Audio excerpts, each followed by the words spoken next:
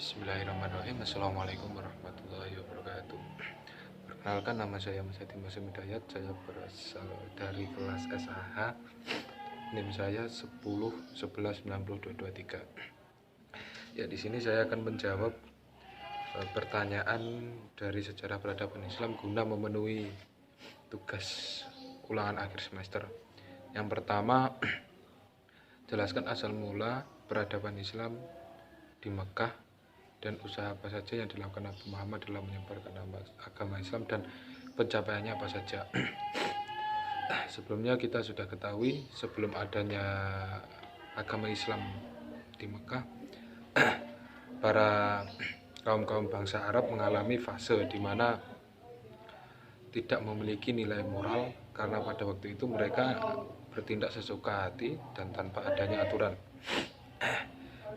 Zaman itu biasa kita kenal dengan zaman jahiliyah. Setelah Nabi Muhammad lahir dan Nabi Muhammad dinobatkan sebagai nabi oleh Allah Subhanahu wa taala, diangkat sebagai nabi, maka pembaruan atau perbaikan akhlak pun terjadi. Hukum dan aturan hidup pun juga mengalami pembaruan.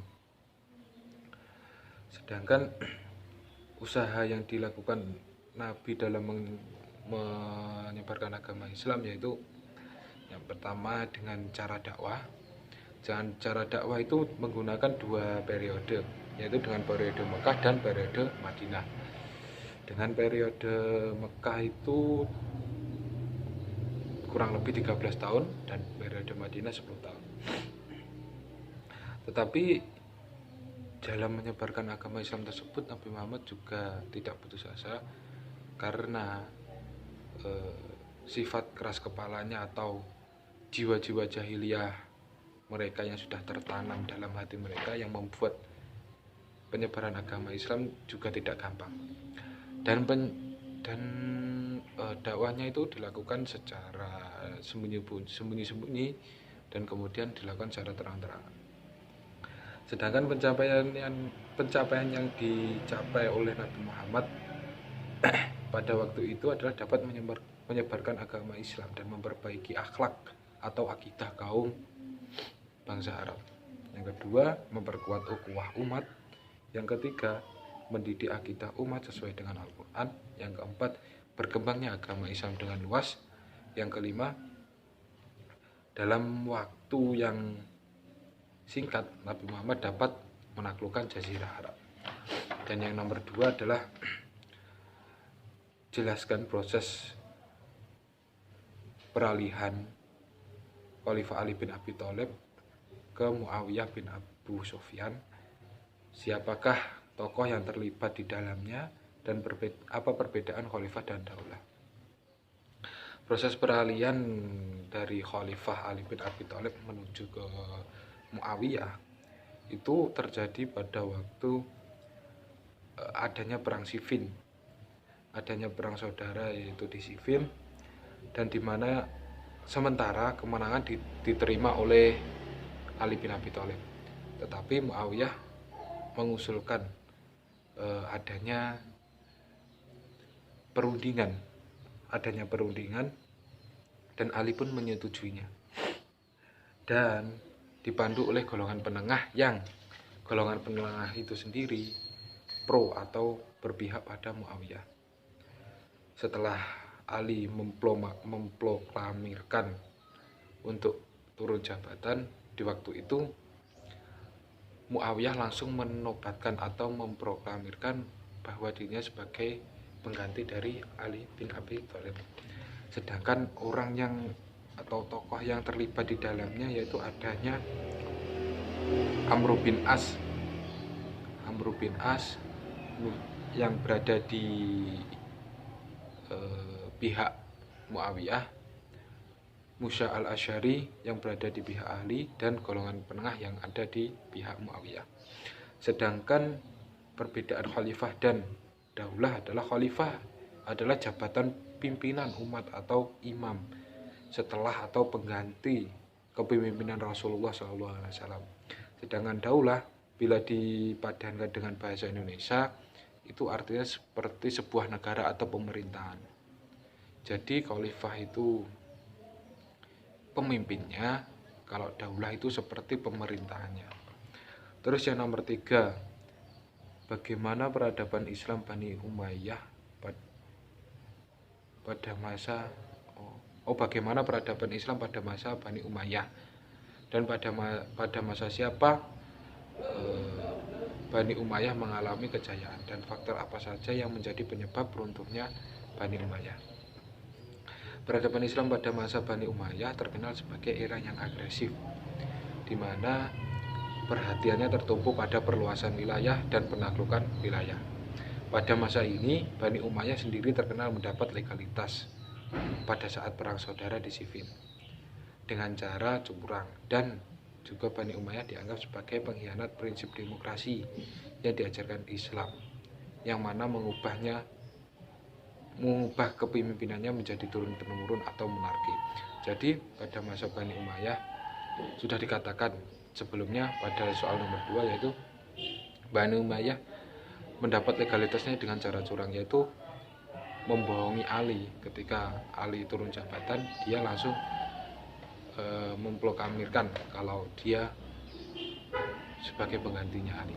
Dan di Bani Umayyah itu kepemimpinannya secara turun-temurun, jadi tidak melihat dari bagaimana kualitas orang-orangnya, tapi secara kekeluargaan. Jadi di Bani Umayyah itu adanya sikap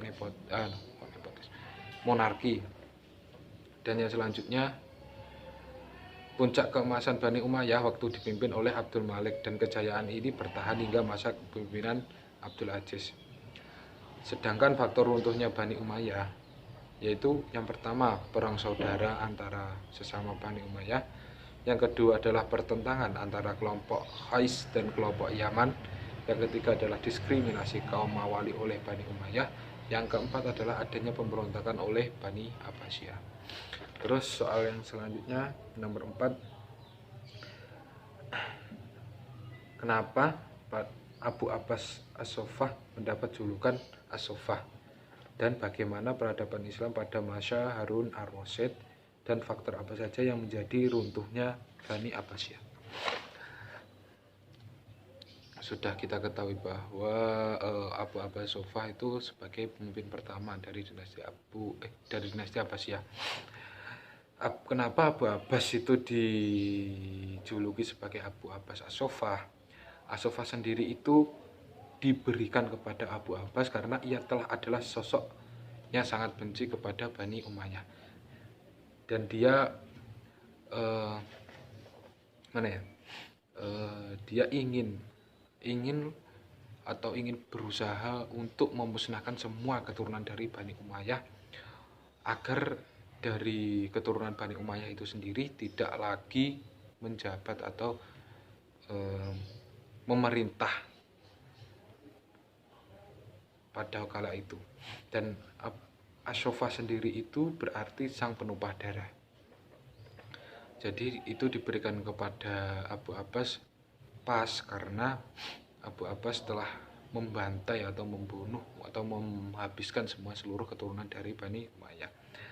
Sedangkan peradaban Islam pada masa Harun ar-Rasyid itu mengalami kejayaan atau puncak keemasannya itu pada waktu pemerintahan Abu Abbas pada waktu Harun ar-Rasyid. Sedangkan faktor runtuhnya Bani Abbasiyah yaitu lepasnya wilayah-wilayah kekuasaan dari Bani Abbasiyah. Terus selanjutnya konflik antara berbagai suku bangsa, yaitu Turki, Persia, dan Arab. Yang ketiga, adanya konflik keagamaan di Bani Abbasiyah. Yang keempat, yaitu adanya serangan Mongol. Terus yang kelima, tolong jelaskan sejarah lengkap masuknya Islam ke Indonesia. Masuknya agama Islam di Indonesia tidak lepas dari peran para pedagang Muslim di tanah Arab, dan secara garis besar masuknya agama Islam di Indonesia melalui beberapa faktor. Ada 5 faktor. Yang pertama adalah perdagangan, yang kedua adalah perkawinan, yang ketiga adalah pendidikan, yang keempat adalah tasawuf, yang kelima adalah kesenian. Perdagangan ini dimulai dari pedagang Muslim Arab yang banyak datang ke Indonesia untuk melakukan kegiatan perdagangan. Mereka berinteraksi, berasimilasi dengan warga lokal sembari menyebarkan agama Islam. Mereka membentuk pemukiman yaitu yang disebut pekojan. Yang kedua adalah perkawinan. Banyak pedagang Muslim dari Arab yang melakukan perkawinan dengan warga lokal, yang dimana mempelai wanitanya yang belum Islam harus mengucapkan 2 kalimat syahadat agar mereka itu masuk ke dalam agama Islam. Sedangkan lambat laun warga-warga lokal mulai mengenal, dan warga lokal juga mempelajari bagaimana sih agama Islam itu, bagaimana nilai-nilai yang terkandung di dalamnya. Yang ketiga adalah pendidikan. Pendidikan ini dilakukan oleh ulama dan para kiai kepada masyarakat pribumi dengan mendirikan madrasah atau pondok pesantren. Yang keempat adalah tasawuf. Tasawuf di sini dimaksud untuk mendoktrin masyarakat. Jadi adanya doktrin-doktrin kepada masyarakat, kepada warga lokal agar mendekatkan diri kepada Allah dan mengenal apa sih agama Islam itu. Dan yang kelima adalah kesenian. Kesenian ini terlihat dari beberapa peninggalan bangunan seperti seni pahat, seni musik, dan seni sastra. Kesenian ini juga dibawa pada zaman Wali Songo, yaitu Sunan Kalijaga, yaitu dalam menyebarkan agama Islam di Jawa. Beliau menyebarkan agama Islam dengan cara kesenian, yaitu dengan cara pewayangan, memasukkan unsur-unsur agama Islam di dalamnya. Berdasarkan bukti-bukti di atas, Islam masuk Indonesia melalui 2 jalur, yaitu jalur utara dan jalur selatan. Dan masuknya agama Islam di Indonesia itu ada 3 teori, yaitu teori Gujarat, teori Persia, dan teori Mekah. Mungkin sekian jawaban dari saya. Bila ada kurang lebihnya saya mohon maaf. Wallahumma fiq ila aqwam. Assalamualaikum warahmatullahi wabarakatuh.